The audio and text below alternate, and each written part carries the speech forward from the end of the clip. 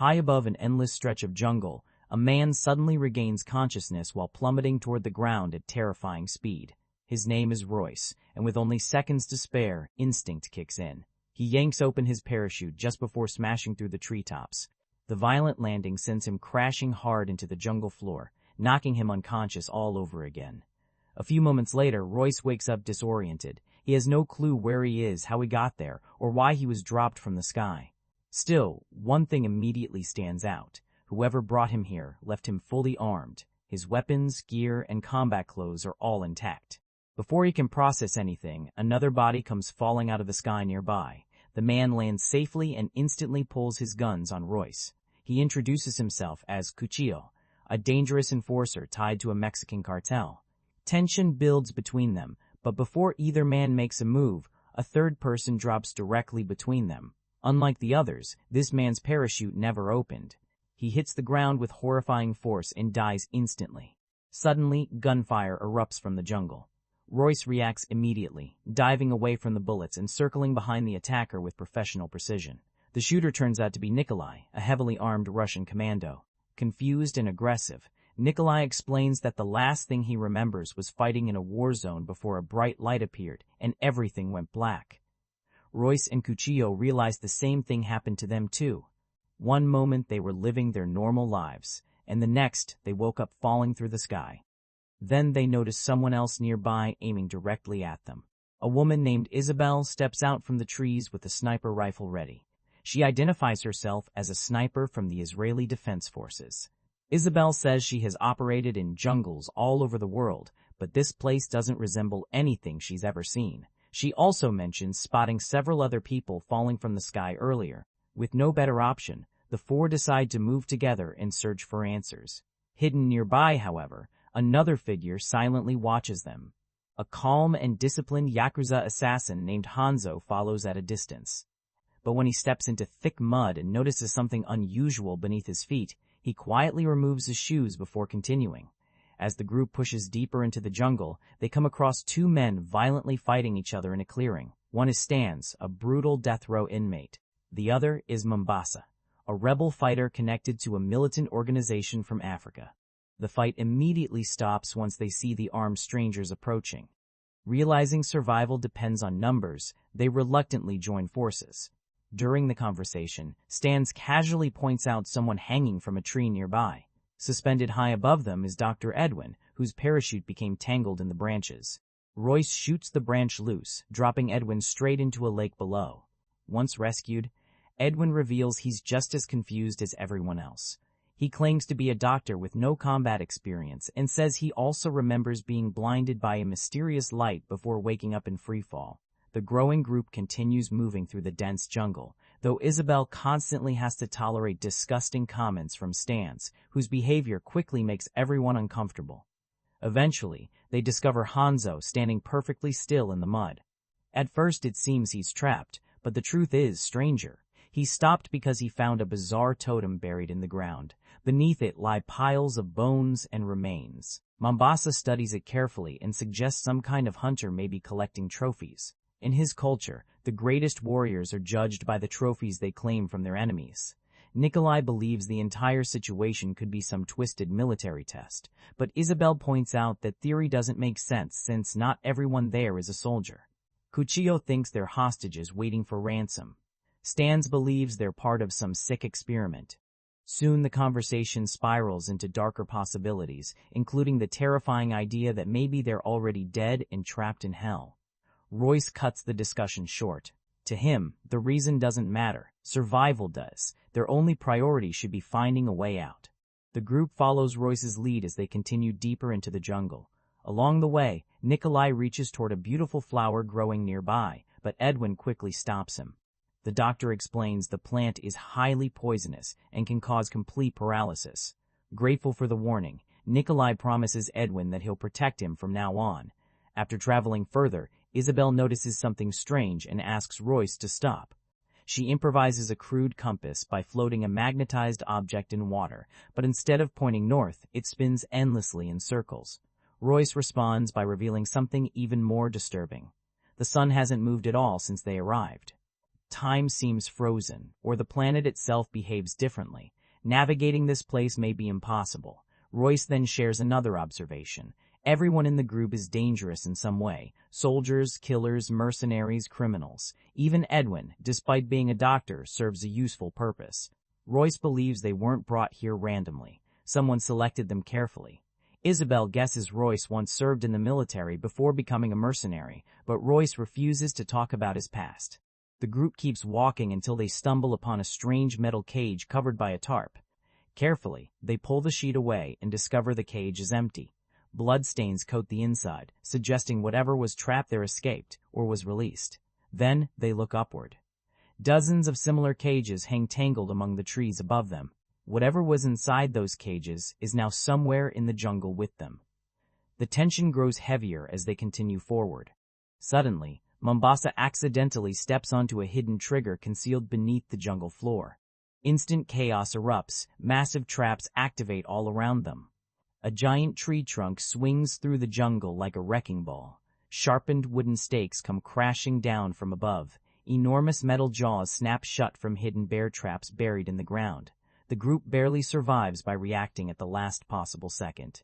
During the chaos, Isabel falls into a concealed pit and desperately grabs the edge before plunging deeper.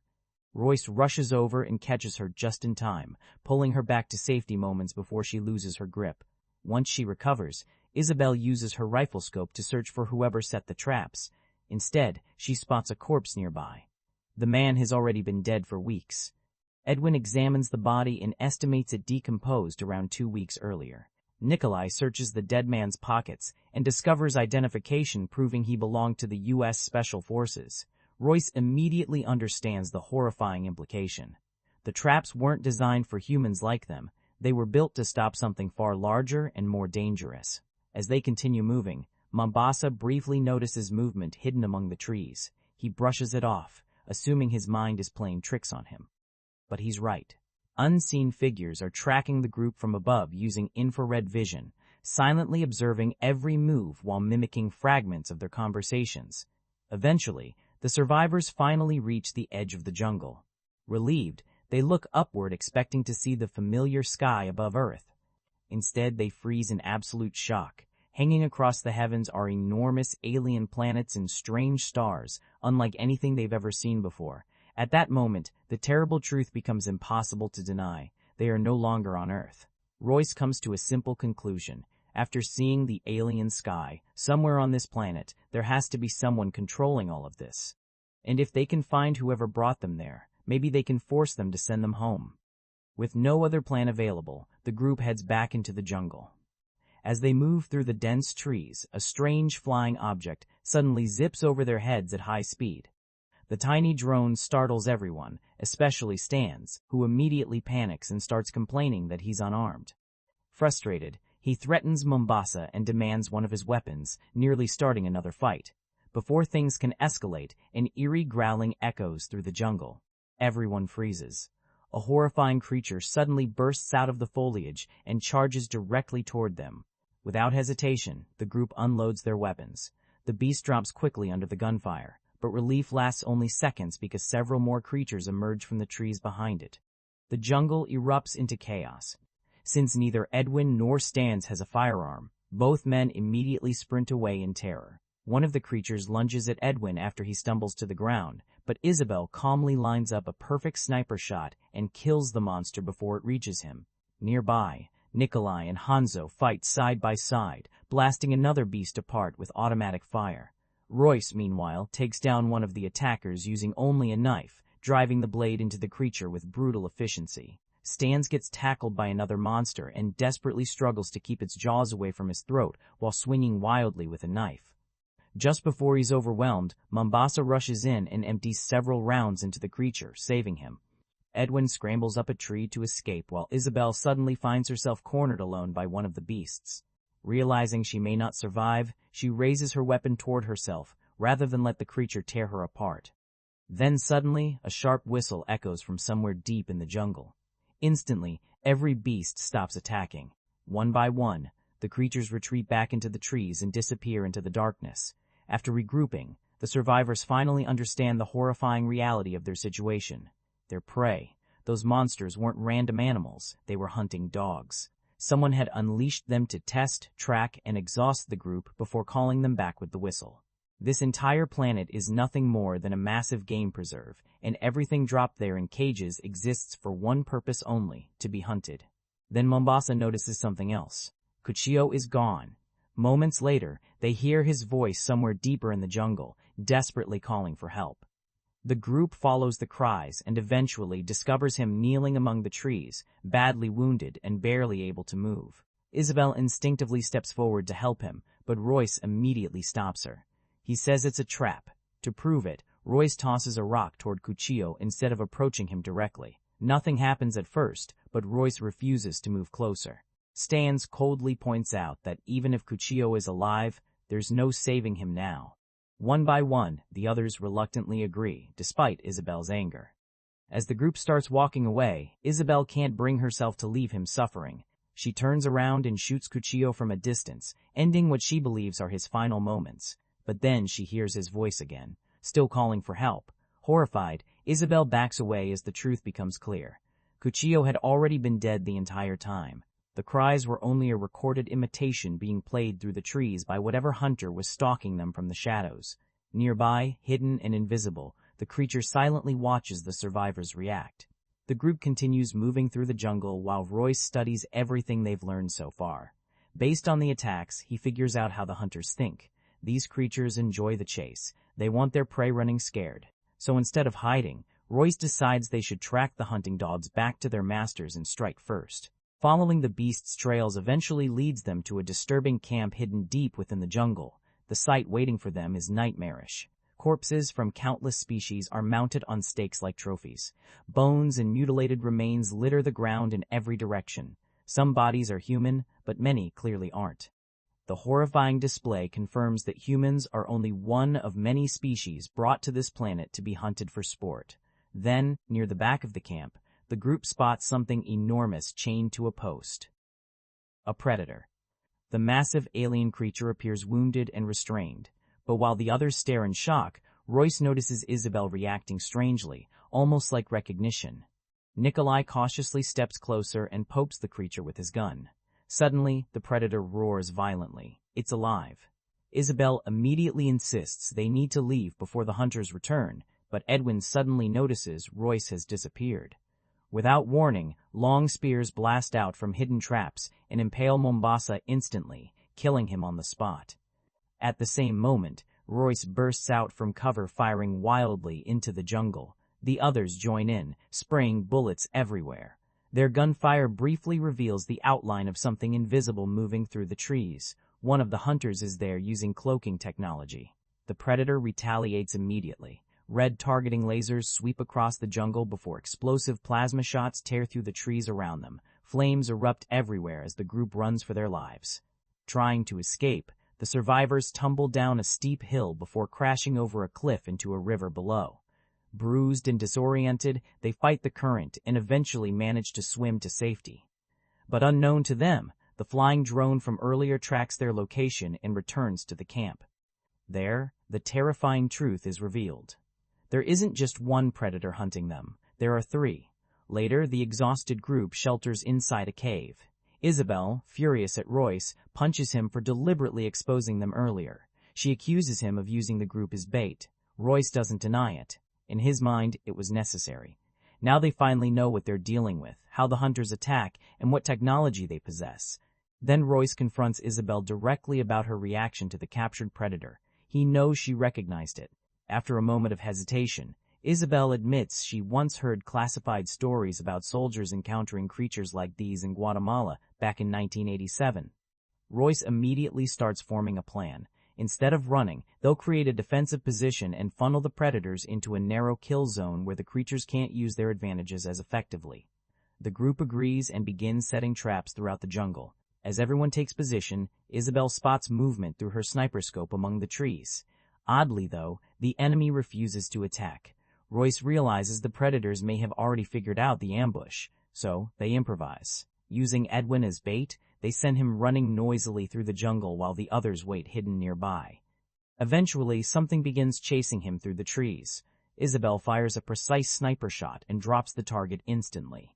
The group cautiously approaches the body expecting to find a predator. Instead, they discover a human corpse. It's another victim taken from the cages. Even worse, Isabel realizes she actually missed her target entirely. Her bullet is lodged in a nearby tree.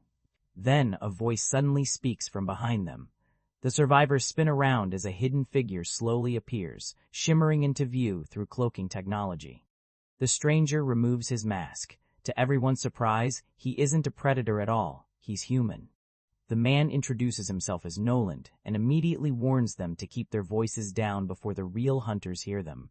Noland explains that he heard the group crashing through the jungle long before they ever saw him. After warning them that a major storm is approaching, he reluctantly offers to take them somewhere safe. He leads the survivors through the jungle to his hideout, hidden inside the wreckage of an ancient damaged ship buried deep in the wilderness. Once inside, Noland finally shares more about himself. He reveals that he was once a soldier too, and that he arrived on this planet years earlier after being dropped there inside a metal container, just like them. 10 hunting seasons have passed since then, and out of everyone brought with him, he's the only one still alive. Over the years, survival has clearly destroyed parts of his mind. Noland rambles to himself at times and occasionally speaks to people who aren't there, showing just how badly isolation has affected him. Still, despite his unstable behavior, he's learned a lot about the predators during his years hiding and scavenging. He explains that masking body heat is critical because the creatures rely heavily on thermal vision to track prey. He also reveals something unexpected. There are different kinds of predators, and they don't all get along with each other. According to him, the larger predators and the smaller ones are enemies, which explains why the captured predator at the camp had been chained up. Noland says every hunting season follows the same cycle. Fresh victims arrive, and a new group of predators comes to hunt them using upgraded weapons, smarter tactics, and new technology. The creatures constantly evolve their methods to become more efficient killers. Hearing this, Royce begins connecting the dots. If the predators return every season, then they must have a spacecraft somewhere on the planet. Noland admits that's probably true, but he quickly crushes Royce's hope by pointing out an obvious problem. Even if they found the ship, none of them would know how to fly it. Later that night, the tension inside the hideout settles slightly as the group quietly talks among themselves. Nikolai pulls out a photograph of his children and shows it to Edwin, briefly revealing the humanity beneath the hardened soldier. Stans, meanwhile, proudly displays a disturbing tattoo dedicated to his sister, making the atmosphere uncomfortable again almost immediately. Nearby, Hanzo discovers an old samurai sword among Noland's collection and carefully admires the craftsmanship. Edwin is shocked because it's the first time Hanzo has openly reacted to something, proving he understands English perfectly. Curious, Edwin asks why Hanzo stayed silent the entire time. Hanzo calmly reveals the missing fingers on his hand and explains they were cut off as punishment for speaking too much in the past. Since then, silence became part of who he is. Elsewhere, Isabel shares her theory with Royce about why all of them were chosen. She believes the predators selected them because, back on Earth, they were predators themselves, soldiers, killers, mercenaries, criminals, dangerous people hunting other people. In a twisted way, the monsters simply brought fellow monsters into their world. Royce barely reacts to the idea because his mind remains focused on escaping. He tells Isabel he believes the captured predator at the camp could become their key to survival. Since the alien is clearly an enemy of the hunting predators, Royce thinks they might convince it to help pilot the ship. But before the conversation can continue, smoke suddenly starts pouring into the room. The group immediately realizes something is wrong. Noland has disappeared. Panic spreads as they discover the exit door has been sealed shut from the outside. Edwin quickly figures out the truth. Noland betrayed them. He's trying to suffocate them so he can steal their weapons and supplies afterward. Outside, Noland frantically feeds the flames while listening to the group struggle inside. Royce suddenly pulls out an explosive and blasts part of the wall. The explosion shocks Noland, who assumes they're trying to break out. But when the smoke clears, the wall remains almost completely intact. That's when it becomes obvious Royce never intended to destroy the wall at all. He only wanted the noise. The explosion successfully attracts something lurking nearby. Seconds later, Noland realizes he's no longer alone in the hallway. A predator stands directly in front of him. Before Noland can even react, the alien fires its shoulder weapon and instantly vaporizes him with a blast of plasma energy. Then the Predator calmly walks toward the trapped group and presses against a hidden panel in the wall, creating a small opening into the room. Instead of attacking immediately, the creature simply toys with them, enjoying their fear. Royce cautiously approaches the hole and fires a flare through it to check whether the Predator is still waiting outside. Nothing answers. Using the opportunity, the survivors force the panel open completely and escape into the dark corridors beyond. Now trapped inside the massive wrecked structure, the group desperately searches for a way out through endless pitch-black passageways. During the confusion, Edwin accidentally becomes separated from the others. Terrified, he lights another flare and screams for help, unknowingly revealing his location to the Predator stalking the halls. A low growl echoes through the darkness. Edwin panics and runs blindly through the corridors until he finally stumbles back into the group. Completely terrified, he begs them not to leave him behind, but nobody wants to risk stopping. The survivors continue moving, abandoning him. Suddenly, the Predator emerges directly in front of Edwin. Before the alien can strike, Nikolai charges back to help him. Edwin escapes while Nikolai unloads gunfire at the creature and fights it alone. The battle doesn't last long. The Predator impales Nikolai with its blade and lifts him off the ground effortlessly. Even while dying, Nikolai refuses to show fear. He spits directly into the creature's face, then reveals a detonator hidden in his hand. A massive explosion tears through the wreckage. The blast kills both Nikolai and the Predator instantly, sending a violent shockwave through the ship. The remaining survivors barely escape the collapsing structure in time. Outside, Stan starts laughing and celebrating, thrilled that they finally managed to kill one of the alien hunters. But his excitement ends instantly. Another Predator suddenly appears beside him, deactivating its cloak as it attacks. The creature knocks Stan's aside and charges toward Royce. Without hesitation, Stans throws himself onto the Predator's back and repeatedly stabs it, screaming at the others to keep running. Enraged, the Predator grabs him, slams him brutally onto the ground, and kills him in horrifying fashion by tearing out his spine. The creature roars victoriously into the jungle. The sound alerts the third Predator, which immediately begins tracking the remaining survivors through the forest. As Royce, Isabel, Edwin, and Hanzo flee deeper into the jungle, Hanzo suddenly realizes the Predator is closing in on them fast. Knowing someone has to stay behind, he calmly tells the others to continue without him. The group hesitates, but Hanzo has already made his decision. Once the others disappear into the trees, Hanzo quietly removes his jacket and draws his katana. Standing alone in the middle of the jungle, he waits in silence. Moments later, the Predator steps into view. Almost respectfully, the alien extends its own blade in response. Under the dark jungle canopy, the warrior and the hunter prepare for a final duel. The jungle falls silent as Hanzo and the Predator face one another alone beneath the trees. Without another word, the duel begins. The Predator attacks first with overwhelming force, its massive blade crashing against Hanzo's katana. The impact nearly throws Hanzo off balance, but he quickly regains his footing and counters with swift, disciplined strikes. Even though the alien's raw strength repeatedly drives him backward, Hanzo refuses to break. Steel clashes again and again as sparks fly through the darkness. During one exchange, Hanzo finally lands a clean slash across the Predator's abdomen, drawing blood and proving the creature can be wounded. The Predator roars in anger, and the fight grows even more violent, both warriors pushing themselves to the limit. After several brutal exchanges, the two charge each other simultaneously for one final attack. Both blades strike. The Predator and Hanzo collapse to the ground at the same moment, mortally wounded. The silent warrior dies beside his enemy, completing one last honorable battle. Elsewhere in the jungle, Edwin suddenly steps into a hidden trap that snaps tightly around his leg. The injury leaves him unable to walk properly. Royce studies the trap and immediately realizes something important. It wasn't designed to kill prey outright. It was meant to immobilize it until the hunters arrived. To Royce, that means Edwin has become a liability. He coldly says they should either abandon him or rig him as bait for the Predator.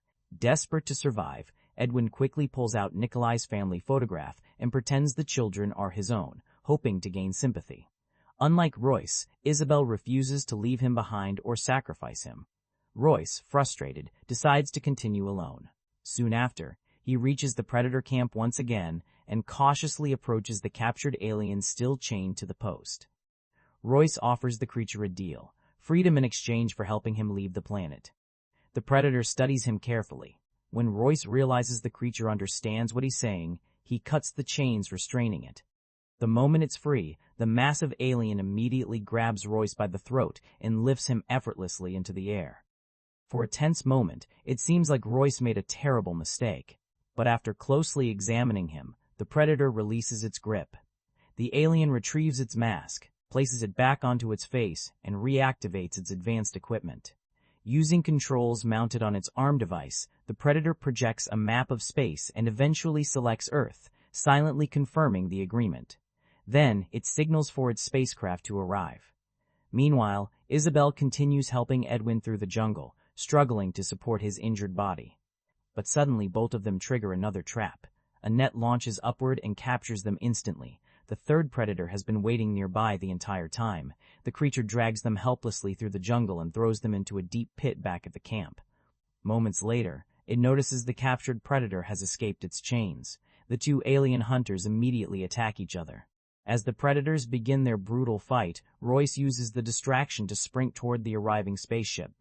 The battle between the aliens becomes savage, with both creatures exchanging heavy blows and plasma fire across the camp. Eventually, the predator that hunted the humans gains the advantage. It overpowers the ship's owner and violently decapitates it. After claiming victory, the surviving predator notices the spacecraft beginning to leave the area. Refusing to let anyone escape, the creature destroys the ship before it can get far, blowing it apart in the sky. Back inside the pit, Isabel tells Edwin she doesn't regret staying behind to help him. But then Edwin quietly moves behind her. Without warning, he attacks Isabel using a scalpel coated in poison. The truth finally comes out. Edwin was never an innocent victim. He's actually a psychopathic killer who feels completely comfortable in this world of monsters and hunters. Unlike the others, he doesn't want to escape the planet at all. To him, this place feels natural. As Edwin prepares to murder Isabel, Royce suddenly appears. Since the spaceship was destroyed, he never managed to escape after all.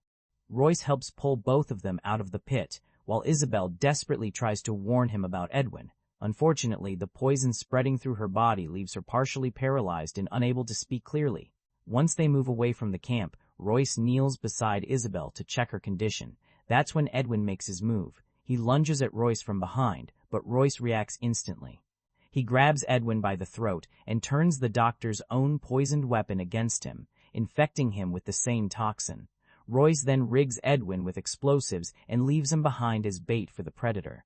Moments later, the alien hunter approaches the helpless doctor. The instant it touches him, the hidden grenades detonate violently. The explosion kills Edwin instantly, ignites the surrounding jungle, and blasts the predator backward into the flames. After recovering from the blast, the wounded predator rises and discovers Royce waiting for it nearby. Royce immediately begins using the fire to his advantage. By moving through the flames and smoke, he disrupts the creature's infrared vision, forcing the predator to struggle tracking him properly. Armed with an axe, Royce launches a relentless hit-and-run assault. He rushes out of the fire, strikes the predator, then disappears back into the burning jungle before attacking again from another angle. Over and over, he chips away at the creature while staying hidden by the heat around him. Eventually, the predator adapts. Unable to rely fully on vision anymore, the alien starts tracking Royce by listening for his heartbeat. It pinpoints his location behind a tree and fires directly through the trunk, badly injuring him. The predator then grabs Royce and begins throwing him around effortlessly, preparing to finish him off. But across the ground, Isabel drags her barely functioning body toward a weapon. With the last of her strength, she fires. The shot wounds the predator, though not enough to kill it. Enraged, the alien retaliates by launching a blade that pierces Isabel's shoulder. The distraction gives Royce one final opening. He grabs the axe again and repeatedly hacks into the predator with savage force. Finally, after an exhausting battle, Royce delivers the finishing strike and cuts the creature's head clean off. The hunt is finally over. After the battle, Royce returns to Isabel's side. The two exhausted survivors stare silently toward the sky as new cages begin descending through the atmosphere, falling toward the jungle exactly like before. More prey has arrived. Realizing the cycle is starting again, Royce quietly tells Isabel they need to find a way off the planet before the next hunt begins. There's something genuinely fascinating about where the Predators franchise found itself before Predators arrived, because honestly, it had drifted into a pretty unstable place. The original Predator still stands as one of the purest action concepts ever executed. Simple, direct, and incredibly effective. You take a squad of heavily armed soldiers, place them deep inside hostile jungle terrain, and gradually reveal that they are being hunted by something far beyond their understanding. Even now, the structure still holds together beautifully. The tension works, the creature design works, the pacing remains sharp. The film understands exactly what it wants to be from beginning to end. But after that first movie, the franchise never fully discovered how to elevate the concept without losing what made it effective in the first place. And honestly, I'll defend Predator 2 more than most people do. Over time, that movie has aged surprisingly well. It's strange, humid, aggressive in tone, occasionally chaotic in a way that becomes strangely entertaining. Casting Danny Glover instead of Arnold Schwarzenegger was also a genuinely bold decision.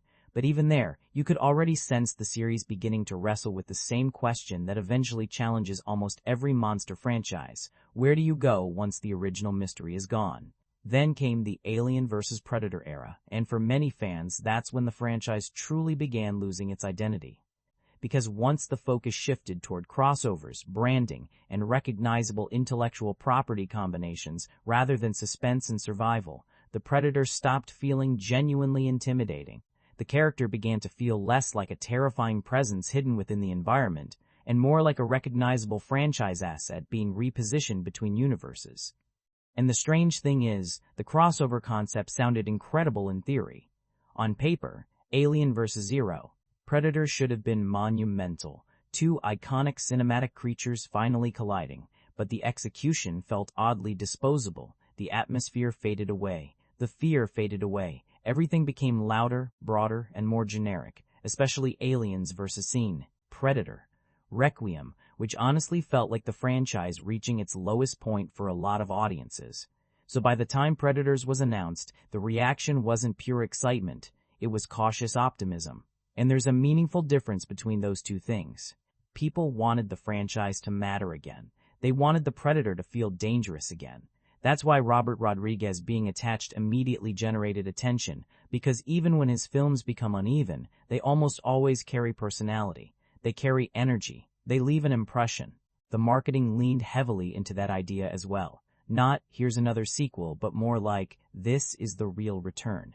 Back to the jungle. Back to hunters and prey. Back to stripped-down survival. Honestly, that was probably the smartest direction the film could have taken. Because instead of trying to overwhelm audiences with mythology, over-explaining Predator culture, or turning the entire franchise into giant science fiction lore machinery, Predators mostly returns to fundamentals. Dangerous people dropped into hostile terrain while something inhuman hunts them one by one. That simplicity matters. A lot of long-running franchises lose themselves because every installment feels obligated to become larger than the previous one. More mythology. More twists. Bigger visual effects. Larger-scale destruction. But Predators at least understood that the central appeal of this franchise was never massive scale. It was tension, isolation, the unsettling realization that even highly dangerous people can suddenly become vulnerable. Now, does the film completely restore the franchise? That becomes more complicated. I don't think it reaches the level of the original film at all. Very few action horror movies ever do. But compared to where the series had drifted beforehand, this absolutely felt like a meaningful course correction. You can feel the movie consciously trying to rebuild the Predator's image throughout the runtime. The creatures feel threatening again, more ruthless, less performative, less dependent on gimmicks. The film wants audiences to fear them again rather than simply applaud, because they recognize the brand from another crossover event. That alone already separated it from the AVP era. There's also an interesting identity conflict running beneath the surface of the movie, though, because at times it almost feels hesitant to move too far away from the original formula. Like the franchise had been burned so badly by experimentation that it began overcorrecting toward nostalgia. You can feel that tension throughout the film. Part of it wants to expand the mythology with a new planet, new predator variations, and different hunting structures. But another part of it constantly reassures the audience. Don't worry, this still feels like Predator. And honestly, I understand that instinct.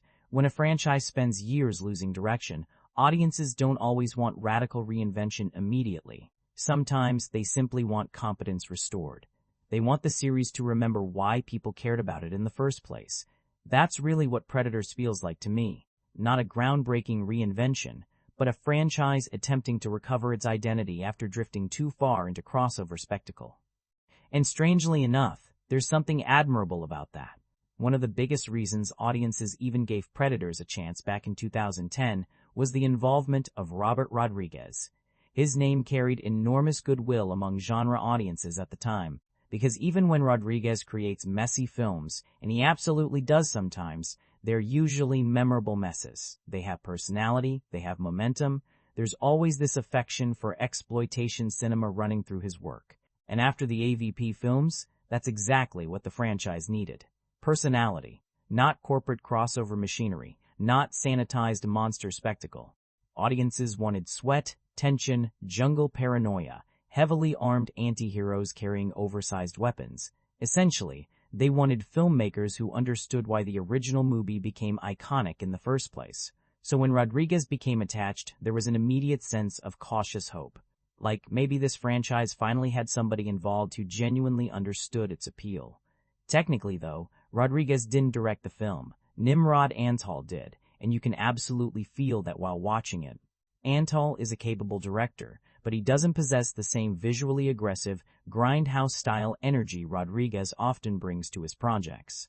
Rodriguez has this very specific cinematic style, where even imperfections become part of the atmosphere. Predators is actually far more controlled than many people expected because of that. At the same time, Rodriguez's fingerprints are all over the film, especially the setup. A group of killers and morally compromised survivors dropped into a deadly environment and forced to work together? That feels exactly like the kind of stripped-down pulp premise Rodriguez gravitates toward. There's almost a graphic novel brutality to the entire movie. The characters are broad, dangerous, exaggerated in very deliberate ways. The action feels harsh without becoming exhausting. Even the casting choices feel unmistakably Rodriguez-inspired in strange ways. Danny Trejo showing up almost feels inevitable. It would probably feel unnatural for a Rodriguez-produced project not to feature Danny Trejo appearing somewhere with intimidating intensity. And Lawrence Fishburne playing this unstable survivor hiding on the Predator planet absolutely feels like the kind of eccentric supporting character Rodriguez would enjoy dropping into the middle of a film just to disrupt the atmosphere for a few scenes. And honestly, I think many people expected Rodriguez himself to direct for a long time. That became part of the anticipation surrounding the project. If you look back at early reactions before release, a lot of fans were imagining this intensely stylized, unapologetically aggressive Predator film made by the same filmmaker behind Desperado, From Dusk Till Dawn, and Planet Terror. That version of Predators probably exists in some alternate universe somewhere. And honestly, I would genuinely like to see it. Because the actual film we received sometimes feels suspended between two different identities. Part of it wants to function as a grounded survival thriller. Another part wants to lean fully into Rodriguez-style exploitation spectacle. Occasionally, you catch glimpses of that more unrestrained version of the film. In the harsher eliminations, the eccentric personalities, the almost graphic novel concept of the most dangerous people on Earth being hunted purely for sport. But every time the movie edges toward becoming truly unpredictable, it pulls itself back just before crossing the line, and I think that's part of why some audiences walked away slightly conflicted even while enjoying it overall. Beneath the surface, you can still feel the safer studio version trying to maintain control. The film repeatedly flirts with becoming genuinely outrageous, but never fully commits to the madness. It's almost as if Robert Rodriguez brought attitude to the project without ever being allowed complete creative freedom. And honestly, that's probably the most accurate way to describe his involvement overall. He didn't reinvent the franchise. He didn't completely reshape it into some wildly stylized, auteur-driven action horror experience, but he absolutely helped pull it away from the sterile, manufactured feeling of the crossover era and steer it back towards something rougher, harsher, and more entertaining. That matters. Because even when Predators falls short, it still feels like it was created by people who genuinely appreciated Predator films, rather than executives attempting to merge intellectual properties together in a conference room. There's affection throughout the movie. There's enthusiasm behind it. At times, maybe even too much enthusiasm, honestly, because the film occasionally becomes a little too fascinated with recreating echoes of the original. But I'll take that kind of passion over complete detachment any day. And I do think Rodriguez deserves credit for recognizing one important thing the franchise had forgotten for years. Predator works best when it feels simple, ruthless, and slightly dangerous again. One thing I'll immediately give Predators credit for, the movie wastes absolutely no time. None. There's no extended military briefing. No scientists standing in dimly lit control rooms discussing alien activity. No elaborate exposition sequence trying to explain every detail before the story even begins. The film literally opens with Adrien Brody falling through the sky in complete panic. That's the introduction. And honestly, it's an excellent opening. For those first few moments, the film feels genuinely disorienting. Royce wakes up mid-free fall with absolutely no understanding of where he is, why he's there, or how close he is to dying on impact. His parachute barely deploys in time. He crashes violently into dense jungle terrain, and from that point onward, the movie almost never slows down. It's a simple opening, but it immediately places the audience into survival mode alongside the characters. Nobody understands the situation yet. The audience doesn't fully understand it either. All you know is that something has gone very wrong. And honestly, I miss openings like this in major studio action films. Modern franchise filmmaking often seems terrified of allowing even a few moments of uncertainty. Everything gets explained immediately. Timelines, mythology, motivations, universe building, character histories. Every major figure arrives with multiple scenes of setup attached to them. Predators doesn't really care about any of that early on. It drops a group of armed strangers into hostile terrain and essentially says, figure it out alongside them. That approach actually strengthens the tension considerably during the first act. As the group slowly discovers one another, there's this uneasy atmosphere because nobody trusts anyone. You have mercenaries, soldiers, criminals, cartel enforcers, professional eliminators. All these dangerous people from completely different backgrounds suddenly standing together in the middle of an unfamiliar jungle trying to understand why they were abducted. And the film smartly avoids turning them into instant allies. Everyone remains guarded, defensive, aggressive. It feels less like a heroic team assembling and more like dangerous individuals temporarily tolerating each other because survival requires it. Honestly, that's probably the strongest section of the movie for me. Before the larger mythology fully arrives, before the bigger action sequences begin dominating the narrative, there's something genuinely effective about watching these characters slowly piece together their situation through fragments and clues. Small details begin accumulating. Strange plant life. Hidden traps. Unfamiliar sounds moving through the jungle. Then someone notices the stars above them aren't correct. That moment still lands. Because up until then, the environment feels just familiar enough that you can almost convince yourself there's some classified military operation happening or some secret location twist waiting underneath everything. Then suddenly, the movie pulls the floor out from under both the characters and the audience and says, no, you are absolutely not on Earth. That's probably the single biggest conceptual upgrade this film brings to the franchise. The idea that the Predators maintain an entire game-preserved planet where dangerous species are transported for hunting purposes is honestly a fantastic science fiction concept. It immediately reframes the entire scenario. These humans aren't accidental victims wandering into predator territory the way they were in previous films. They were selected, observed, transported, dropped into an environment specifically engineered for the hunt. That's a dark idea. And the movie gains additional depth from the fact that most of these characters are predators themselves in the human sense. Assassins, mercenaries, career killers. People accustomed to being the most dangerous presence in every room they enter. So there's this compelling reversal taking place where all these violent personalities suddenly realize they're no longer at the top of the hierarchy. I also think the pacing during this first act is surprisingly disciplined. The movie moves quickly without ever feeling rushed, which is harder to accomplish than it looks.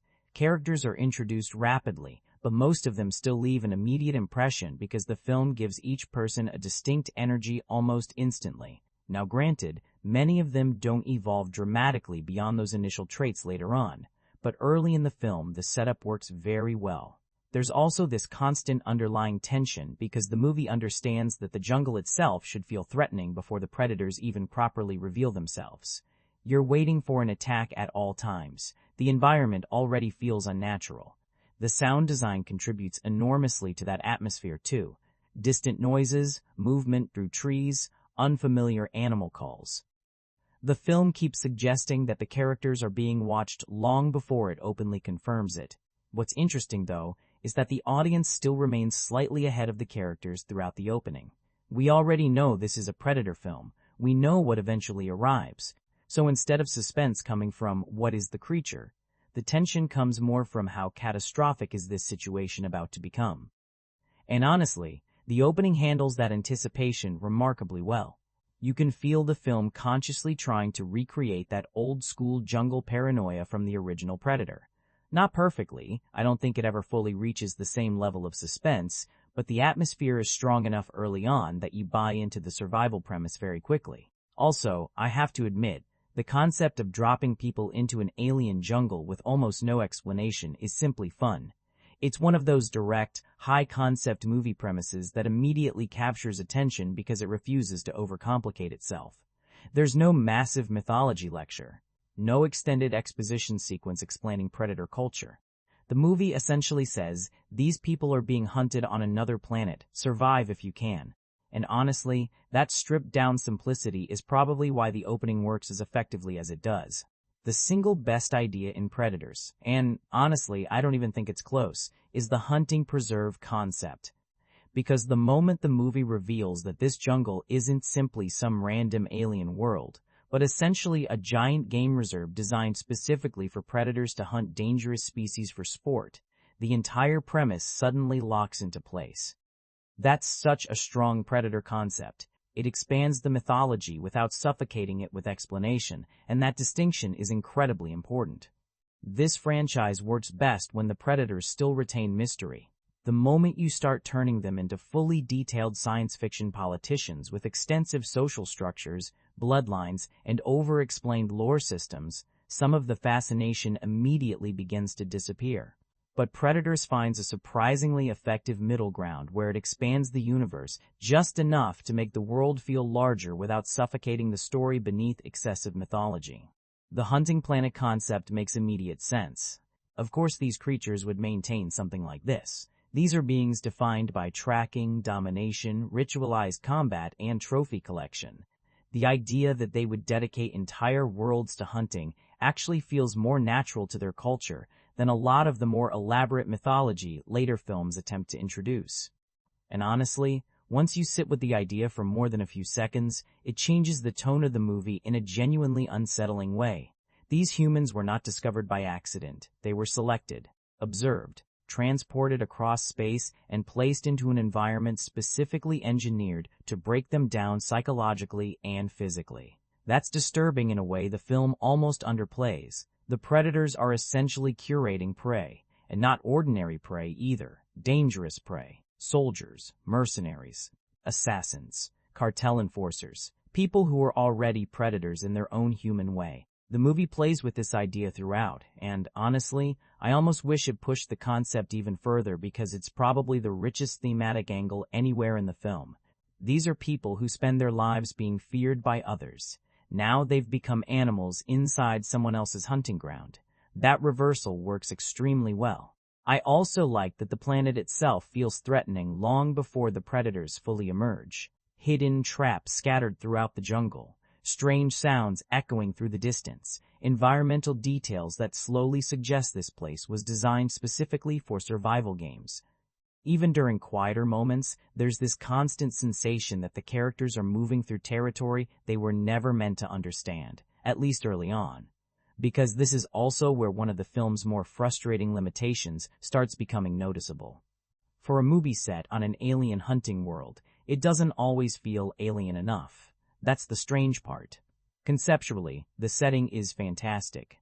Visually, though, there are long stretches where it still resembles a fairly recognizable jungle with slightly altered lighting. You keep waiting for the environment to become stranger, more unpredictable, more unsettling, something that constantly reminds you these people are light years away from Earth.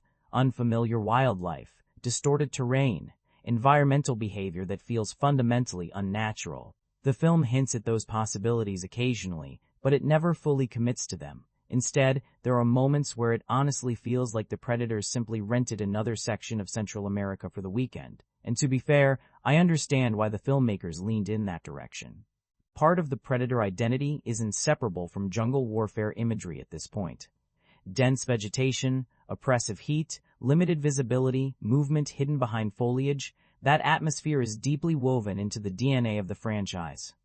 If the film abandoned that entirely, audiences probably would have complained that it no longer felt like Predator. But I still think the movie could have pushed the setting further. Imagine this same survival structure, except the environment constantly feels subtly wrong. Plants reacting unnaturally, gravity behaving inconsistently, alien creatures responding to the hunt itself. The film gestures toward those ideas from time to time, but it repeatedly pulls itself back toward familiarity. Honestly, that's kind of Predators in general. Strong ideas paired with slightly restrained execution. Still, the hunting preserve concept gives the movie a much darker edge that I genuinely appreciate.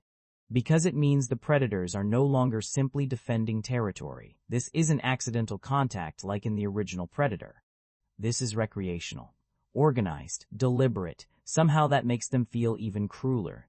The original Predator felt like a hunter crossing paths with humans during a mission. Here, the humans were transported specifically to endure the experience. There's something almost aristocratic about it. Like these creatures are wealthy psychopaths traveling across worlds for the universe's deadliest safari expedition, and the film occasionally taps into how hopeless that situation really is. The characters aren't isolated from civilization. Civilization simply doesn't exist here. There's no rescue coming, no backup, no outside world waiting beyond the jungle. They are trapped inside a system specifically designed to hunt things stronger than they are. Conceptually, that's terrifying.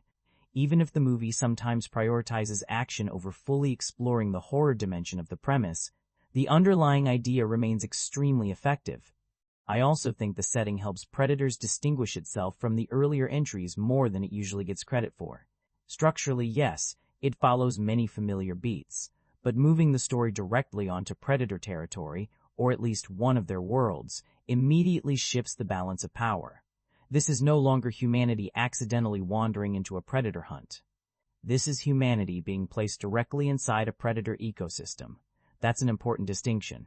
And honestly, even when the film doesn't fully maximize the concept visually or thematically, the idea itself is strong enough to carry a significant portion of the movie.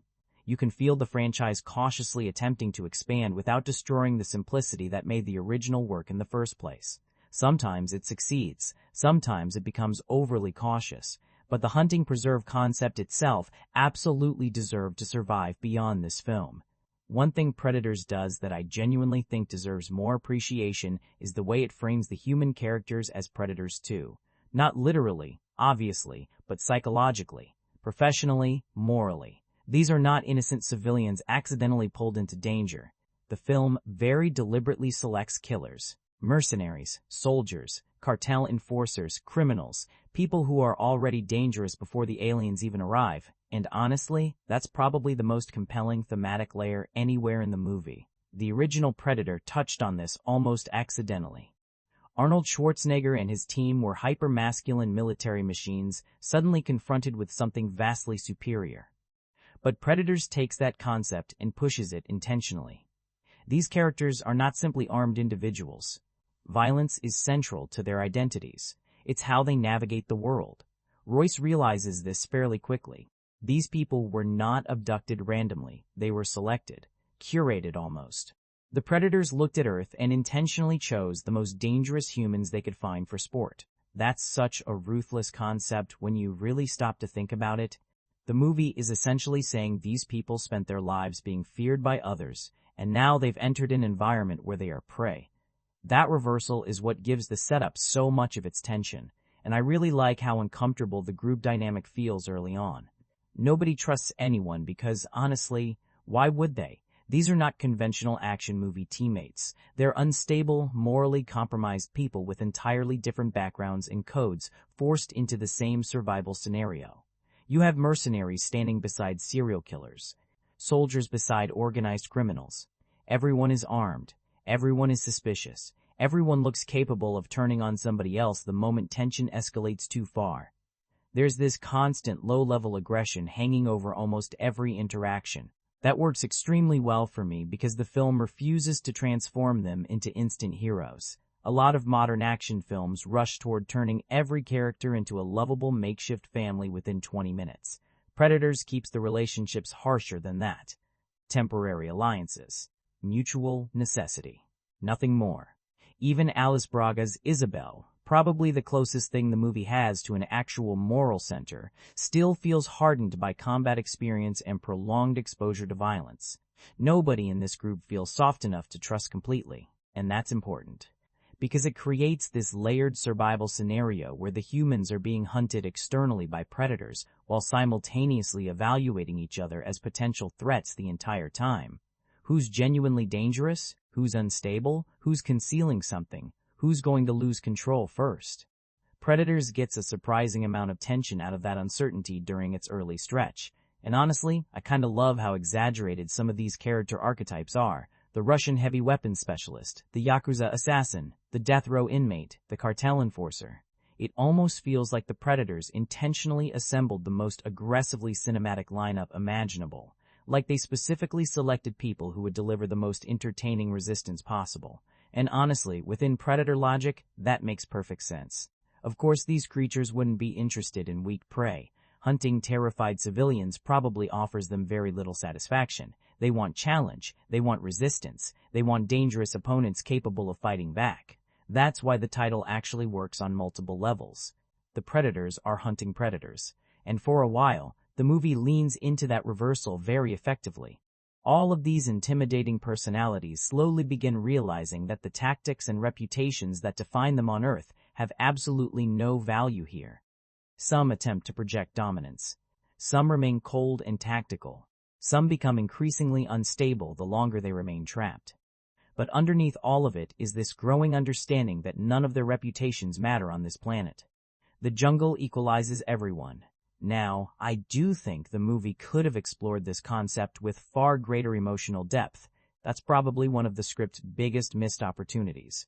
Because the premise itself is strong enough to support genuine psychological tension.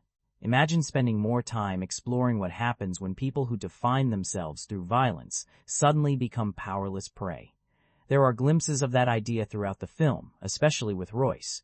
But the movie usually pivots back toward action before those themes fully settle in. And honestly, some of the characters remain closer to archetypes than fully realized people. A few of them essentially exist to represent a particular type, more than to become deeply developed personalities. At times, you can almost feel the movie organizing them according to combat categories. Still, I think the casting does a tremendous amount of work in making the concept feel believable. Because visually and emotionally, these actors all project danger in completely different ways. Adrien Brody feels lean, controlled, and calculating. Walton Gogginss carries this unpredictable instability in every scene. Oleg Toktarov has the physical presence of a human tank. Louis Ozawa Changqian remains so calm that the restraint itself becomes intimidating. And Danny Trejo naturally looks like someone you absolutely do not want pursuing you through a dark corridor. So even when the screenplay gives certain characters limited depth, the group still carries presence. And, honestly, I think that's why the early survival sequences are some of the strongest material in the film. Before the larger-scale action fully takes over, there's this constant tension that comes simply from watching dangerous people slowly realize they are no longer the dominant threat within the environment. That's really the central idea the movie keeps circling back toward. On Earth, these people are monsters to someone. Here, they're game. The cast in Predators is one of those situations where, on paper, it almost sounds more impressive than the movie itself should reasonably support. Because when you actually say the lineup out loud, it's kind of remarkable. Adrien Brody, Alice Braga, Walton Gogginss, Lawrence Fishburne, Danny Trejo, Topher Grace, Mahershala Ali before he became the version of Mahershala Ali audiences now recognize globally. It's a genuinely strong collection of performers assembled for what is essentially a brutal jungle survival B-movie, operating with a studio-level budget. And honestly, the film benefits from that immediately.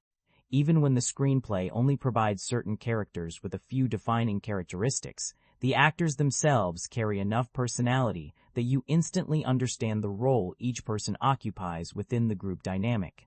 The problem is that most of them still function more as archetypes than deeply layered characters. That becomes apparent fairly quickly. The movie almost introduces people like selectable classes in a video game. Here's the mercenary leader, here's the unstable convict, here's the Yakuza assassin, here's the massive Russian heavy weapons specialist, here's the cartel enforcer, here's the soldier, here's the doctor who immediately feels suspiciously out of place. And to be fair, the original Predator wasn't exactly built around deeply introspective psychological character studies either. Those characters were exaggerated macho archetypes too. But what made them memorable was chemistry, personality. You believed they shared history before the movie began. They joked with each other, argued, showed off, irritated one another. They felt like an actual unit. In Predators, everybody feels far more isolated, which I think is intentional, but it also weakens the emotional dimension of the film somewhat. These characters aren't bonding, they're temporarily coexisting. And sometimes that works in the movie's favor because the tension inside the group remains unpredictable. Nobody fully trusts anyone, which makes complete sense considering half the cast appears fully capable of professional violence at any moment. But the downside is that some characters disappear before the audience ever fully connects with them. A few honestly feel like they exist primarily because the film requires a specific type of elimination later on. Still, I can't deny that the cast is entertaining to watch. Walton Gogginss especially feels like he completely understands the tone of the movie. He brings this nervous, unstable energy where you're never entirely certain whether his character is joking or about to become a genuine threat. Every scene involving him carries this uncomfortable tension. Then there's Louis Ozawa Changqian as Hanzo, who barely even requires dialogue to become memorable. He's calm in a way that makes everybody around him feel louder by comparison. The film almost slows down around him sometimes, and honestly, a few of those quieter moments land more effectively than some of the larger action sequences. Oleg Taktarov also simply feels like he belongs in a Predator film. He has that classic franchise energy where he looks entirely believable carrying an enormous weapon through the jungle while shouting at extraterrestrials. And Danny Trejo has honestly reached the point where his mere presence automatically improves certain movies. He barely needs to do anything. He just appears on screen and the atmosphere immediately becomes more entertaining. That said, one of the movie's biggest weaknesses is how underutilized several of these performers ultimately are. You look at this cast and expect more interaction, more personality clashes, more memorable dynamics. Instead, some characters disappear so quickly that they barely leave an impression beyond, right, that actor was in this. Lawrence Fishburne is probably the clearest example. His character briefly introduces this entirely different atmosphere into the movie. Paranoid, unstable, psychologically deteriorating survivor energy, and then the film moves past it before it fully develops into something genuinely memorable. And of course, the strangest casting choice is obviously Topher Grace. Honestly, I still go back and forth on him. Part of me thinks the awkwardness actually works because the character is supposed to feel fundamentally different from everyone else. Every other person projects aggression immediately, while Grace feels softer, anxious, physically unimposing. He stands out the moment he appears. But another part of me completely understands why so many viewers felt he was miscast. There are scenes where it almost feels like he wandered into the movie from an entirely different genre. Still, I'll absolutely give the film credit for this. At least the casting choices aren't generic. The movie could have easily filled the roster with interchangeable military tough guy actors and completely conventional action stars. Instead, it assembles performers with radically different energies and essentially throws them into the same jungle to see what happens. That unpredictability helps the first half of the film considerably. The real issue is less the performances and more the writing surrounding them. Because underneath the strong introductions and clearly defined archetypes, most of these characters don't evolve very much. They remain built around one or two dominant traits for almost the entire runtime. Tough, unstable, silent, ruthless, suspicious, that's usually the extent of it. And the film doesn't spend enough quiet time with them to naturally deepen those personalities beyond the surface. The story is always moving toward the next ambush, the next reveal, the next action sequence, which absolutely keeps the pacing sharp, but it also means the emotional investment never fully settles into place. You don't necessarily mourn most of these characters when they die. You register the losses more strategically than emotionally. The group is smaller now. That's a very different feeling from the original Predator, where the gradual collapse of the team carried genuine weight because the movie spent time building camaraderie first. Here, the characters function more like dangerous pieces being removed from a game board one by one. But honestly, I think the movie is aware of that. I don't think Predators is aiming for deeply emotional drama. It's aiming for a collection of dangerous personalities thrown together inside a nightmare survival scenario. And on that level, the ensemble works. The actors commit strongly enough that even thinly written characters leave some kind of impression. You may not connect emotionally with every member of the group, but you remember the group itself. And for this kind of film, that still matters. Let's be honest though, the moment people heard Adrien Brody was leading a Predator movie, the reaction was probably something close to, "Wait, Adrien Brody?" Because this franchise is built on larger-than-life action icons. Arnold Schwarzenegger in the original film is basically pure cinematic masculinity distilled into physical form. Even Danny Glover in Predator 2 brought this exhausted, aggressive detective energy that still felt physically imposing. So when Predators cast an actor primarily associated with psychological dramas and Academy Award-winning performances, it immediately felt like a genuinely unusual decision. And honestly, it still kind of is. But that's also what makes it interesting, because the film could have easily taken the safer route. You can practically imagine the alternate universe version where the lead role goes to someone like Jason Statham or another heavily built action star delivering aggressive one-liners for 90 minutes. Instead, they cast Adrien Brody, this naturally lean, sharp-featured actor who looks more like someone capable of psychologically outmaneuvering you than physically overpowering you. At first, it doesn't entirely work. I'm not even going to pretend otherwise. The voice especially takes some adjustment. Brody spends much of the movie speaking in this low, gravel-heavy growl that feels very consciously designed to make Royce sound harder and more intimidating. There are moments where it almost feels like he studied Christian Bale's Batman performance immediately before filming and decided to channel some of that vocal intensity himself. And occasionally, you can feel him trying to project intimidation rather than naturally embodying it. That's probably why the performance became so divisive. But strangely enough, the longer the film continues, the more I started accepting him as Royce. Not as a replacement for Schwarzenegger. That's the important distinction. The movie works far better once you stop expecting that entirely. Brody isn't trying to play the same type of action hero. Royce doesn't dominate spaces physically. He dominates them mentally. He's cold, observant, analytical. He studies people constantly. Even early on, while everyone else is panicking, arguing, or posturing, Royce is quietly understanding the situation faster than the rest of the group. And honestly, that approach fits the movie's tone better than a traditional unstoppable action hero probably would have. Because this version of the Predator formula is less about overwhelming firepower and more about survival instinct. Royce feels like someone who has remained alive for years by emotionally detaching himself from every situation he enters. He isn't charismatic in the classic blockbuster sense. If anything, he feels emotionally shut down for most of the film. And I think Brody leans into that intentionally. There's this constant sense that Royce accepted long ago that people die around him. Violence barely shocks him anymore, because violence is essentially the environment he exists within naturally. That emotional numbness gives the character a very different kind of toughness than the franchise usually embraces. Now, does the film occasionally overplay it? Absolutely. There are scenes where Brody seems so intensely focused on appearing dangerous that it becomes slightly distracting. You can practically see the effort happening on screen, the widened posture, the gritted vocal delivery, the slow, deliberate head movements. Occasionally it edges dangerously close to self-parody. But at the same time, I kind of respect the commitment, because Brody clearly took the role seriously. He transformed his physicality for the film, added significant muscle, and fully committed to portraying Royce as this hardened survivalist figure. He never approaches the material with irony or embarrassment, and honestly, that matters a lot in a movie like this.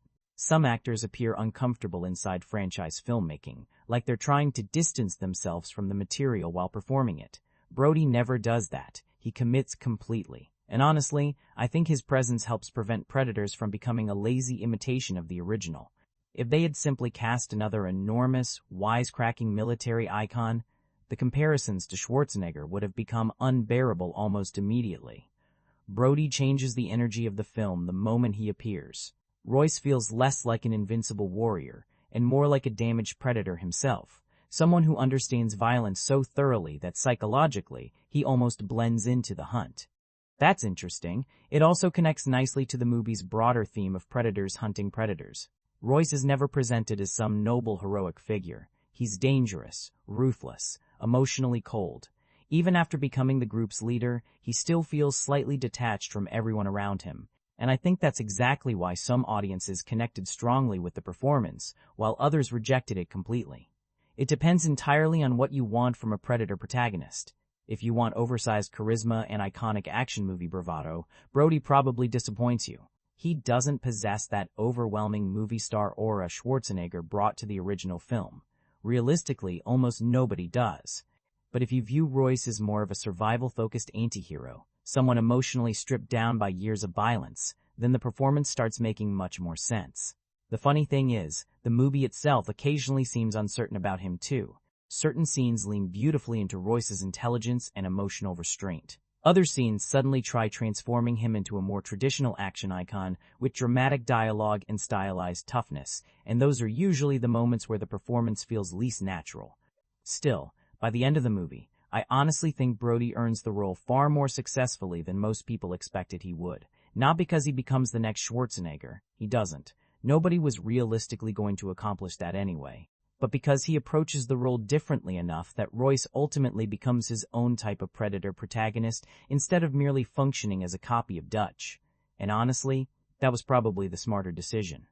One thing I genuinely appreciate about Predators is that even though many of the characters are built from recognizable action archetypes, the actors themselves bring enough individuality that the group never feels completely interchangeable. And honestly, Alice Braga is probably the biggest reason the movie remains grounded at all, because think about the energy everyone else brings into this film. Walton Gogginss moves through scenes like he could become dangerous over the smallest provocation. Danny Trejo looks like he walked directly out of organized crime mythology. Oleg Taktarov feels physically capable of punching through concrete. Adrien Brody is operating in full, emotionally detached mercenary mode. Meanwhile, Braga enters scenes and simply plays Isabel like an actual trained soldier. Calm, focused, observant, and honestly, that balance matters enormously. If every character in Predators spent the entire runtime competing for dominance, the movie probably would have become exhausting very quickly. Isabel ends up being one of the few people who feels genuinely stable under pressure, and I think that's exactly why her presence works so well. She doesn't rely on exaggerated displays of toughness because she already carries herself like someone trained to survive hostile environments. Honestly, she may be the most believable person in the entire group. There's definitely an alternate version of this movie where the female soldier character gets reduced to comic relief, emotional support, or endless scenes proving she can keep up with the men. Thankfully, Predators avoids almost all of that. Isabel feels capable from the moment she appears, and the movie wisely doesn't keep stopping to announce it. I also appreciate that Alice Braga never overplays the role emotionally. A lot of performers in survival action films start shouting every line the moment things become dangerous. Braga stays controlled through most of the runtime, and strangely enough, that restraint makes her feel tougher than many of the louder personalities surrounding her. Then you have Walton Gogginss, who honestly feels like he understands exactly what kind of movie he's in better than almost anyone else in the cast. Every scene involving him carries this uncomfortable unpredictability. He plays Stans like someone who enjoys violence slightly more than he should, and the movie smartly never allows the audience to fully relax around him. Even during quieter scenes, he feels dangerous in a very human way compared to the external extraterrestrial threats surrounding the group. That's important, because the predators themselves already dominate physically. Characters like Stans create instability from within the team itself. And then there's Oleg Taktarov, who honestly looks genetically engineered to appear in a Predator movie. The second he enters the frame carrying oversized weapons through the jungle, you immediately understand exactly who this character is supposed to be. He has that classic franchise energy where you completely believe he belongs inside this brutal environment. He barely even needs exposition. The physical presence alone communicates most of what the audience needs to know. Louis Ozawa Changqian is another standout for me, and honestly, maybe one of the most underrated aspects of the entire movie. Because while everyone else is loud, aggressive, unstable, or visibly tense, Hanzo remains strangely composed almost all the time. He barely wastes movement, barely wastes words. The movie actually slows down around him in a really interesting way. Some of his scenes feel more suspenseful specifically because of how controlled he remains while everything around him becomes increasingly chaotic. And honestly, I wish the film had given him even more material, because he leaves a stronger impression than several much larger characters. It's also fascinating looking back at Mahershala Ali in this film now, before his career expanded into something much bigger. Even here, in a relatively limited role, you can already see that screen presence beginning to emerge. There's this quiet intensity in the background of his scenes that the movie never fully capitalizes on, but it's absolutely there. And then, of course, there's Danny Trejo. Honestly, Danny Trejo has reached the point where he barely requires dialogue anymore. His entire presence immediately communicates. This man has absolutely survived terrifying situations before. The film almost uses him as visual shorthand for danger itself. You see Danny Trejo carrying blades through an alien jungle, and your brain immediately accepts that he belongs there. The frustrating part is that several of these supporting characters feel more interesting than the amount of screen time they actually receive. That's probably one of the movie's most consistent weaknesses overall. It introduces people with strong visual identities and immediately recognizable personalities, but because the plot moves so aggressively forward, many of them barely get the opportunity to evolve beyond their introduction. They arrive, establish an energy, maybe receive one memorable scene, and then suddenly they're gone. You can constantly feel the film prioritizing momentum over character depth. Now, to be fair, Predator movies were never designed as slow-burning, dramatic character studies. These films are built around survival tension, escalating violence, and action sequences. But the original Predator somehow managed to make its team feel genuinely memorable anyway, because the chemistry carried so much emotional weight. Predators gets close to achieving that feeling sometimes, but it never completely arrives there. Still, I think the supporting cast contributes far more positively than negatively overall. The actors commit hard enough that the group develops texture even when the screenplay takes shortcuts.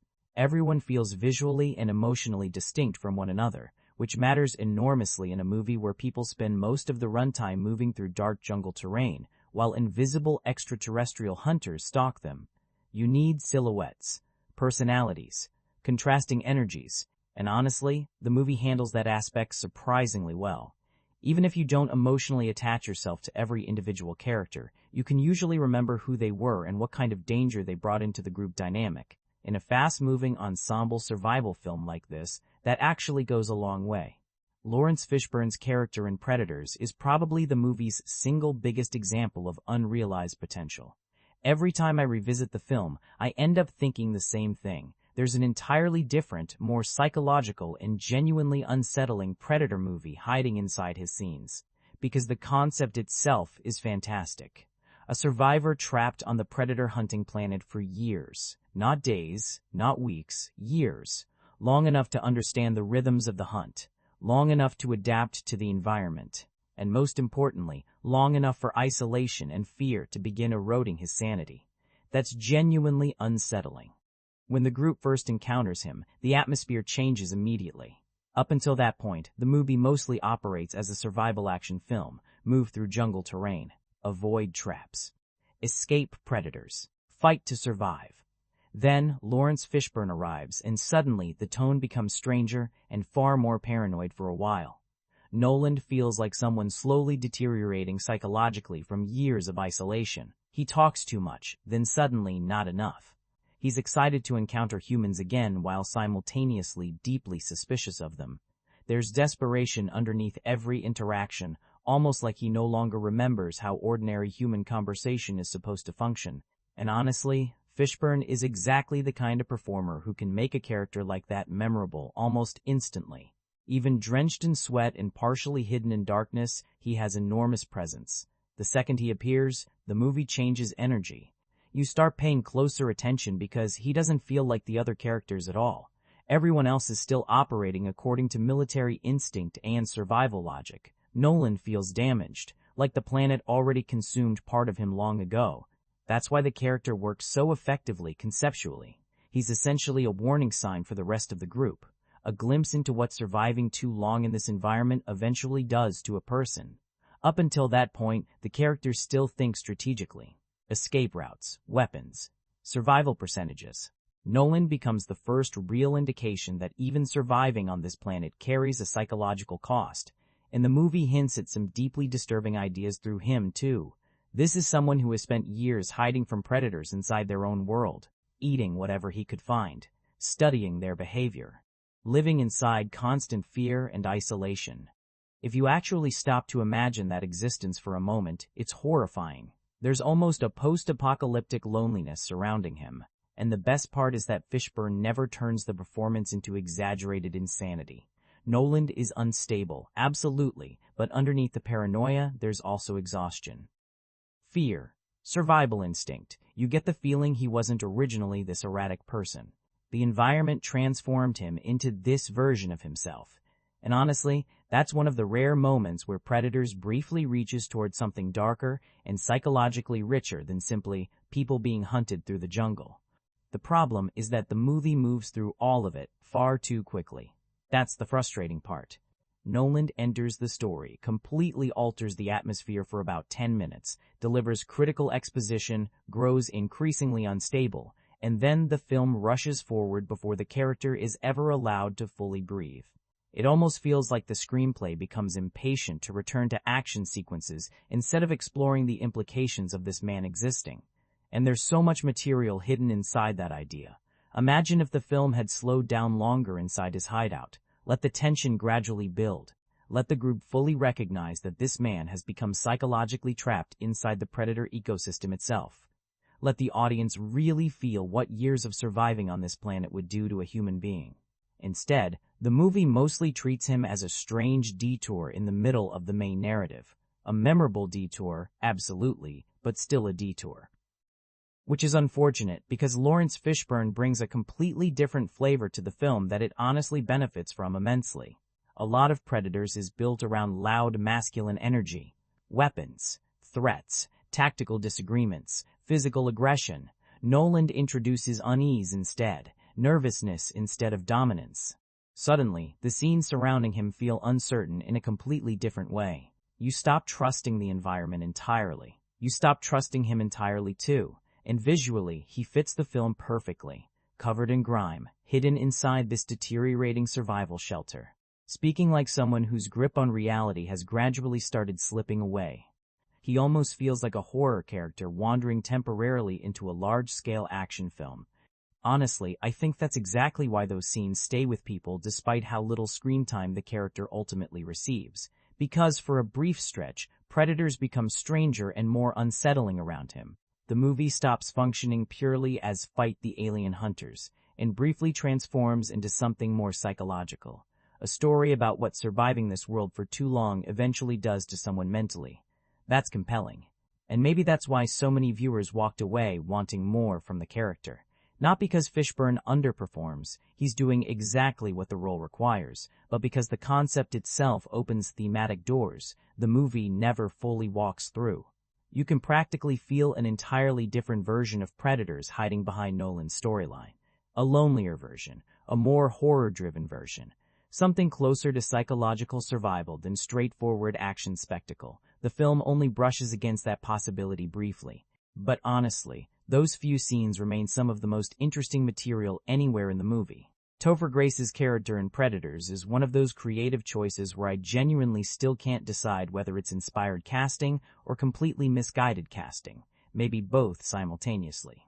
Because the moment Edwin appears on screen, he feels fundamentally different from everyone else in the film. And I mean immediately. Look at the rest of this group. Mercenaries, soldiers, cartel enforcers. People carrying oversized weapons while staring at each other like they're already imagining future betrayals. Then suddenly there's Topher Grace standing there looking confused and mildly terrified, like he accidentally wandered into the wrong movie entirely. And honestly, I think that discomfort is intentional. The film wants the audience questioning him immediately. Why is this person here? Everyone else clearly belongs in some version of a violent survival action film. Edwin doesn't. He's softer, less physically imposing, less openly aggressive. Even the way Grace plays him feels awkward compared to the rest of the cast. At first, that contrast actually works very well, because the movie's entire premise revolves around the idea that these people were selected for a reason. They're predators themselves in human form, hunters, killers, dangerous individuals. So when Edwin appears looking like someone who gets anxious ordering coffee, suspicion naturally emerges. He doesn't fit the pattern. And, honestly, credit to Topher Grace, because I think he understands the assignment for most of the movie. He leans into that uneasy energy effectively. Edwin always feels slightly disconnected from the rest of the group. Not comedic exactly, but definitely emotionally out of sync. While the other characters project danger openly, Edwin hides behind vulnerability. That's interesting. There's also this subtle manipulation happening in the way the audience perceives him. In a movie filled with visibly violent personalities, the quiet, nervous doctor automatically appears safer, less threatening, almost harmless, and the film uses that perception very deliberately. The problem is that once the movie finally reveals what it has been building toward, reactions become incredibly divided. Some viewers genuinely love the twist surrounding Edwin because it completely reframes his presence inside the group. Others think it feels forced, excessively edgy, or tonally awkward compared to the rest of the film. Honestly, I understand both reactions. Conceptually, the idea makes sense. If the predators are selecting humanity's most dangerous individuals, then danger shouldn't always appear obvious. The movie is essentially arguing that monsters don't necessarily arrive carrying giant weapons and openly threatening everyone around them. Sometimes they look polite, weak, harmless. That's actually a smart thematic direction for this kind of story. But in terms of execution, I don't think the film entirely lands the reveal. Part of the issue is that the tonal shift arrives very suddenly. Up until that point, the danger in Predators mostly comes from external survival pressure. Alien hunters, jungle traps, violent personalities forced together. Edwin's reveal suddenly pushes the movie into a more psychological human horror space very late in the runtime, and the transition feels slightly abrupt. Almost like the screenplay remembered it needed one additional twist before the finale. And honestly, some of the dialogue in those scenes doesn't help either. The film begins over-explaining instead of allowing the character's behavior to communicate the danger naturally. You can feel the screenplay trying very hard to make the reveal shocking. Still, I think Grace deserves far more credit for the performance itself than he usually receives, because he's doing something genuinely different from everyone else in the cast. Every other character projects toughness outward constantly. Edwin survives socially by disappearing, by encouraging people to underestimate him, by blending into the background. That contrast gives the character a strange tension even before the reveal happens. You're never entirely comfortable around him, even if you can't fully explain why. And honestly, Grace was probably always going to face an uphill battle in a movie like this because audiences already associated him with a very specific screen presence, slightly awkward, sarcastic, lightweight charm. Seeing him dropped into a grimy predator survival film automatically creates tonal friction whether the movie intends it or not. Sometimes that friction works in the film's favor, sometimes it absolutely doesn't.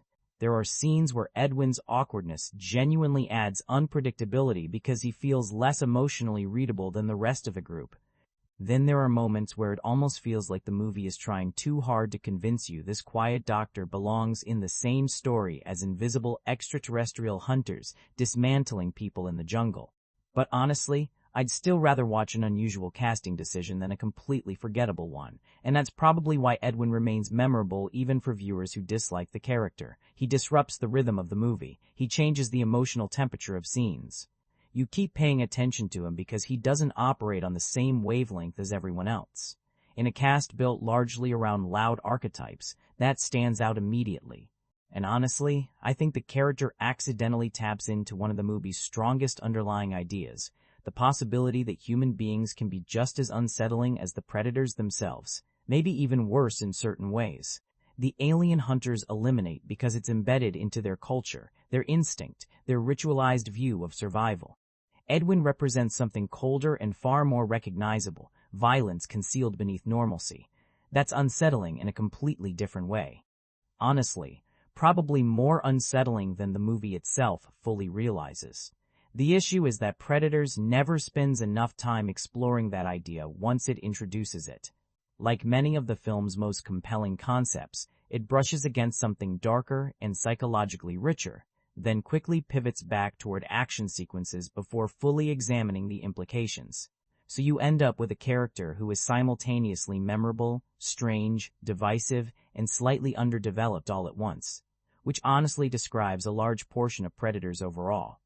One thing the movie absolutely gets right, maybe more consistently than almost anything else in the film, is the Predators themselves, because no matter how uneven the writing occasionally becomes, the moment those creatures fully step on screen, the movie instantly becomes more entertaining. That has always been the franchise's greatest strength. The Predator design is essentially timeless at this point. The mask, the dreadlocks, the clicking vocalizations, the shoulder cannon charging before firing. Even people who haven't revisited these movies in years immediately recognize that silhouette. It's one of the great creature designs in science fiction history, and honestly, Predators was smart enough not to interfere with that too aggressively.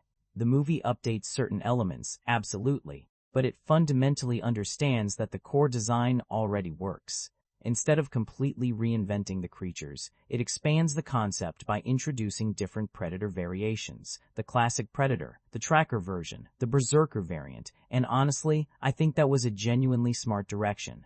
Because after multiple films, you eventually need some variation. If every Predator behaves identically forever, the franchise starts feeling creatively stagnant.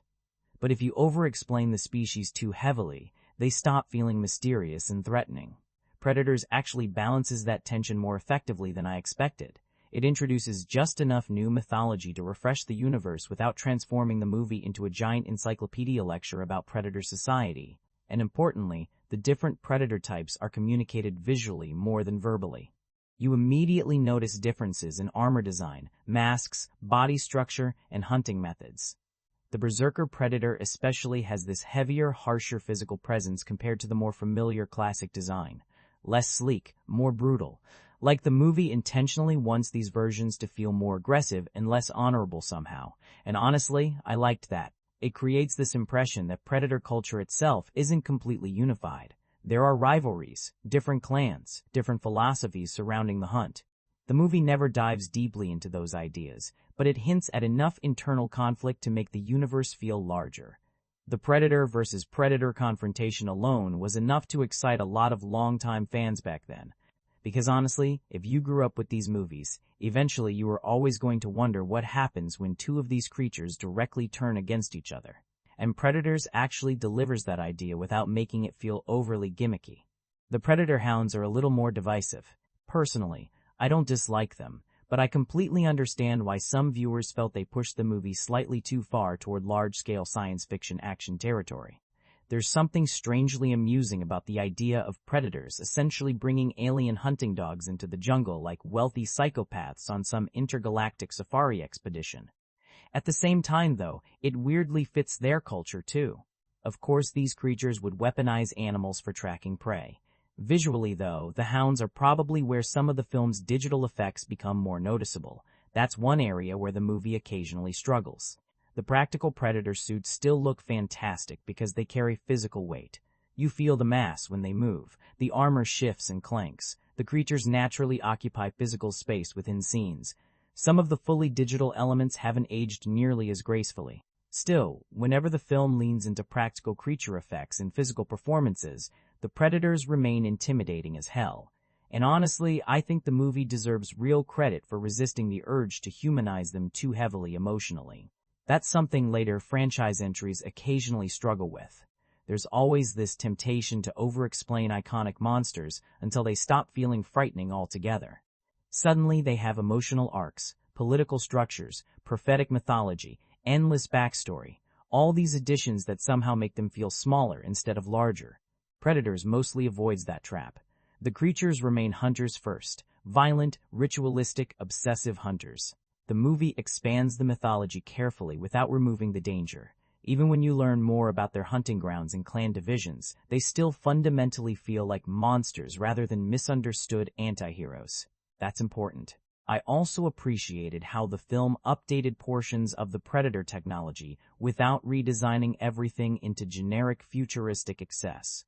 The alternate vision modes, the different masks, the upgraded weapons.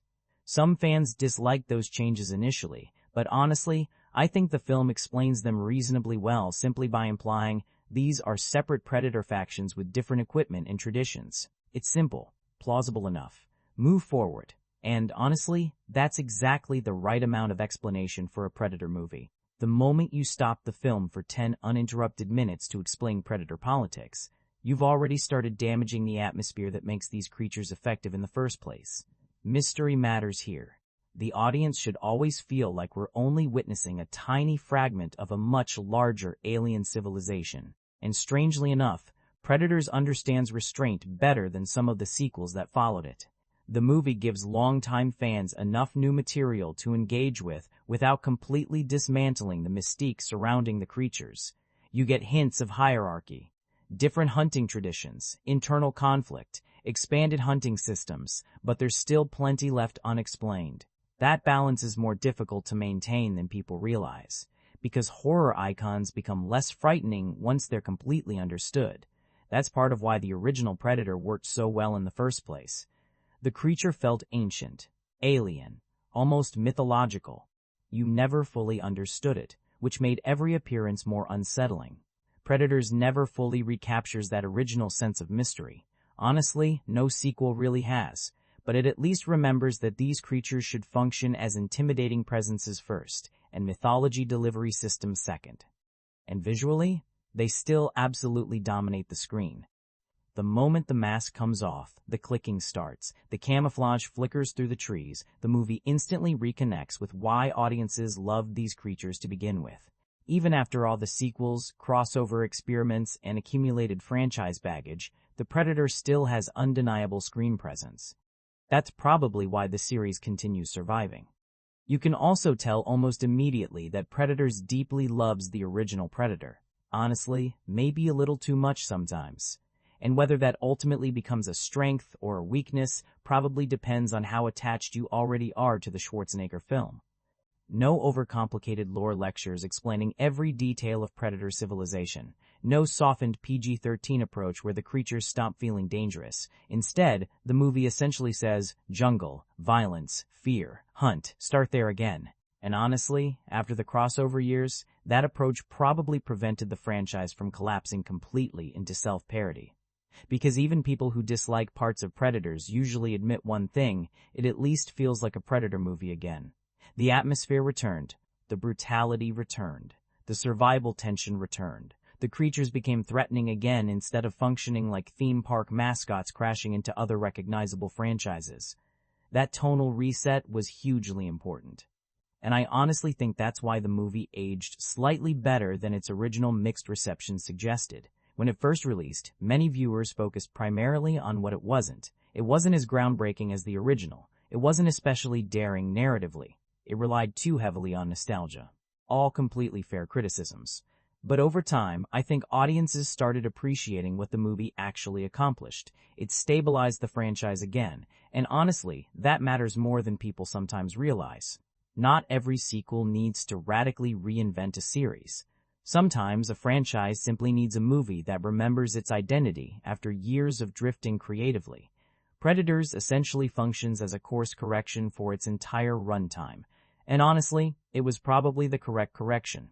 The film understands that the Predator should feel primal again, dangerous again. The jungle should feel oppressive. The action should feel violent. The characters should feel trapped. Even the soundtrack and visual style constantly push the franchise back toward its original DNA. You can practically feel the filmmakers saying, "Remember why this worked before? We do." Now, the downside of that approach is obvious too. Because in trying so aggressively to restore the franchise's identity, the movie occasionally becomes overly cautious creatively. It spends so much time proving it respects the original that it sometimes forgets to fully become its own thing. That's why people still debate whether Predators is a genuine evolution or essentially a polished legacy remix of the 1987 film. Honestly, it's a little bit of both. But as a revival, I think it absolutely works. The Predator itself regained credibility after this movie. That's important. The creature started feeling intimidating again instead of overexposed. The franchise re-established its core atmosphere. Even the expanded mythology mostly stayed restrained enough that the monsters still felt mysterious instead of fully demystified science fiction characters. And strangely enough, the movie also proved there was still life left in the concept without Arnold Schwarzenegger needing to return. That's not a minor achievement either. For years, the original Predator felt almost impossible to follow because Schwarzenegger's presence was such a massive part of its identity. Predators demonstrated that the formula could still function with a completely different cast dynamic as long as the core survival horror structure remained intact. I also think the movie benefited from arriving before every franchise revival became obsessed with constructing giant cinematic universes. Predator still feels relatively self-contained compared to modern reboot culture. It hints at larger mythology without becoming consumed by setup for endless future spin-offs. The film's primary goal remains delivering a Predator survival story first. Honestly, that restraint makes it more watchable today. And look, does it fully revive the franchise artistically? Not really. The original Predator still towers above every sequel. Nothing here matches the atmosphere, tension, or cultural impact of John McTiernan's movie. But Predators doesn't embarrass the franchise either. If anything, it restores enough credibility that audiences became interested in Predator stories again afterward. That's valuable, especially considering how easily this could have gone wrong. A more cynical version of this movie probably turns into overwhelming CGI spectacle filled with non-stop callbacks and absolutely no understanding of why the original film worked. Predators at least has genuine affection for the franchise running through it. Even when it stumbles, the movie never feels disrespectful toward the Predator legacy. If anything, it respects that legacy almost too much sometimes. But honestly, after the AVP years, that was probably exactly what the franchise needed. At the end of the day, Predators is one of those movies that becomes much easier to appreciate once you stop expecting it to become the next Predator. Because, honestly, that shadow is almost impossible to escape. The original film isn't just a great action movie. It's one of those rare genre films where every element aligned at exactly the right moment. The cast, the atmosphere, the pacing, the creature reveal, the score, the tension. It became iconic almost accidentally. Every sequel afterward has essentially been chasing a feeling that's incredibly difficult to recreate. And honestly, Predators gets closer than most of them. Not all the way there, but closer. The movie absolutely has flaws. The writing occasionally becomes clunky. The second half grows messier structurally. Some dialogue tries far too aggressively to sound intimidating. Several characters end up underused. Certain digital effects haven't aged particularly gracefully. And yes, the film leans heavily on nostalgia because deep down, it understands audiences already love the original movie more than they will probably ever love this one. But despite all of that, the film still works more often than it doesn't, mainly because it remembers what Predator is supposed to feel like. That sounds simple, but honestly, it matters enormously. The jungle feels dangerous again. The predators feel threatening again. The violence carries physical weight again. There's genuine survival tension underneath the action instead of empty franchise spectacle. Even when the movie stumbles creatively, it never completely loses that core identity. And honestly, that alone already separates it from a lot of weaker sequels. You can genuinely feel that the people behind Predators cared about restoring the franchise after the Alien vs. Predator years. Sometimes, maybe they cared slightly too much. The movie occasionally becomes so focused on honoring the original that it limits its own personality. But honestly, I would still rather watch an overly respectful sequel than one that completely misunderstands why the franchise mattered in the first place. And there is definitely personality here. Adrien Brody is unusual casting, but interestingly unusual casting. Alice Braga brings genuine grounded energy into the group dynamic. Lawrence Fishburne briefly transforms the movie into psychological survival horror for 10 minutes and honestly makes you wish the film explored that direction more fully. The Predator designs still look fantastic. The practical creature effects still hold up remarkably well. The soundtrack reconnects the franchise to its roots beautifully. There's real effort in this movie. You can feel it constantly. And honestly, that's probably why Predators remains strangely rewatchable even after its flaws become more obvious over time. Because the film moves with confidence. It throws you directly into the hunt and rarely stops driving forward.